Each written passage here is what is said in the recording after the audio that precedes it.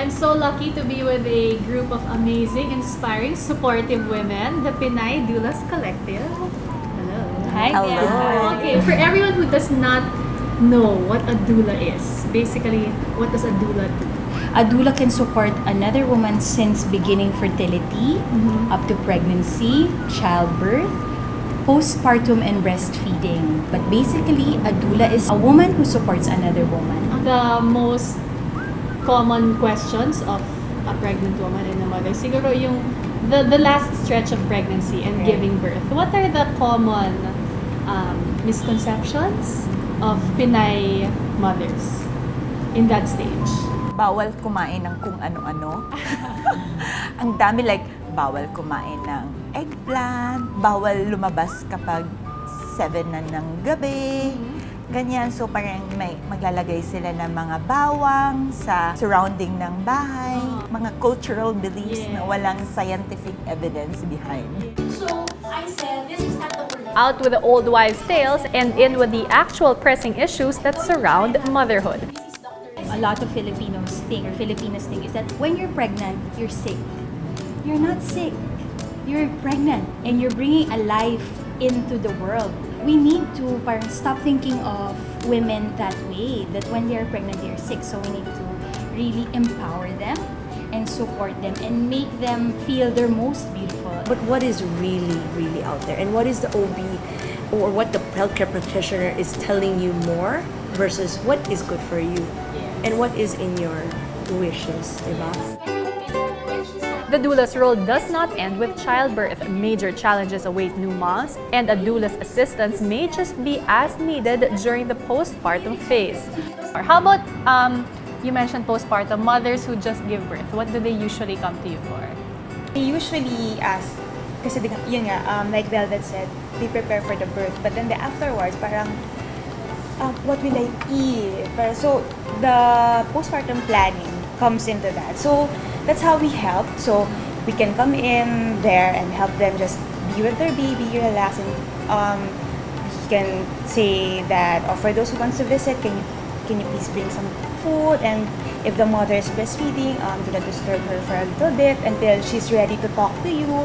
And if they don't have any helpers yet or yaya for the baby, then we can do some light household work just to keep the mother sane, that she doesn't see any, unwashed dishes or unwashed clothes there. So that just keep it away and help her really focus on the baby. One of the least talked about issues that affect a lot of women after childbirth is postpartum depression. So a lot of people talk about the happiness, the joy of having a baby, but really not too many talk about the sadness. What's the best way for a new mom to cope with yung sadness? The first thing that to cope with this sadness is get a doula. Get a doula for your birth, get a doula for your postpartum, because she will alleviate all this anxiety and tension and fear. She will teach you how to sleep. Because no sleep means torture. Tama, totoo. If you're sleep deprived, then your mind starts playing tricks on you and you just feel like you can't handle any more of the responsibility. Part of the planning for the postpartum period also involves us talking to the family, so to the partner and to the mother, and having them set expectations for their day, because sometimes mothers, after they give birth, they feel like their husbands or their partners are not doing enough, when in fact the partner, in fairness to him, just doesn't know how he can help. Right. That's a good So point. it's important for them to have this conversation so that later on, when you set expectations and they know what to do, then you remove a lot of the tension and resentment Right. and conjuring this crazy and crucial Right, period. because it's a big adjustment period, not just for the mom, but for the partner as well. And the adjustments are not temporary measures. A doula can help a woman understand and fully embrace the changes that come with motherhood. They also ask us, when do I go back to normal? But the answer to that is no, never go back to that. Oh my gosh, is your, never! this is Oh your my! right? New This is your new normal. normal. It's like an activity that we do with our clients, that we ask them how you spend your 24 hours a day before having baby, And then, how do you think you will spend your 24 hours after having the baby?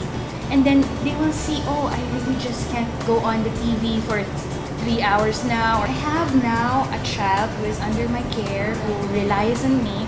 And for some people, that is absolutely daunting. I can attest to that. Prior to giving birth, talagang working 24/7, Yeah. even when I was pregnant. And then suddenly when you give birth 24/7, nasa bahay ka. Yes.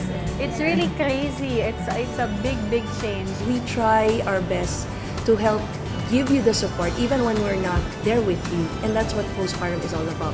It's not just a partner, but it's the community. The community you want to be in and who will cheer on with whatever you need. So we are your cheering squad, but we also want your community also, your support to be our extra.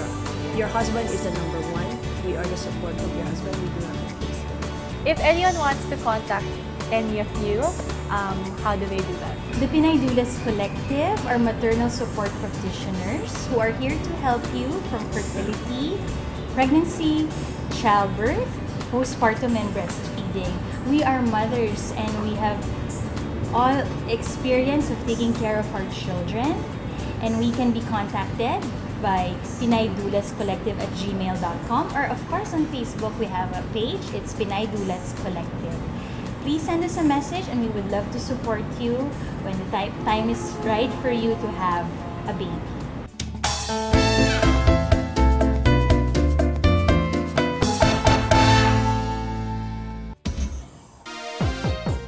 Saddle Row is a fitness lifestyle brand which offers indoor cycling and indoor rowing. So we tailor fit 45 to 60 minute workouts based on your fitness level.